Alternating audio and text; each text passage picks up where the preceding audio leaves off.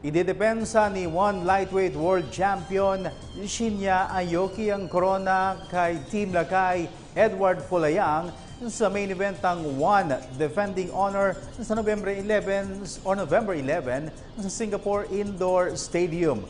Ang 31-year-old na si Pulayang ay isang wushu expert na nagwagi ng gold noong 2011 Southeast Asian Games. Bukod pa sa pagsungkit ng silver noong 2006 Doha Asian Games at tig-isang bronze medals sa 2002 Busan Asian Games at 2005 World Wushu Championships.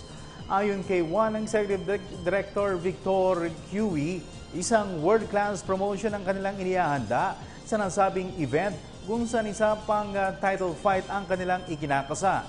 Tatayo bilang co-main event ng promosyon ang pagtuos ni one featherweight world champion Marat Gafurov kontra dating title holder Narantungalag Jadamba ng Mongolia. Ako po si Cathy San Gabriel. Subscribe na sa PTV YouTube channel. I-click lang po ang subscribe button.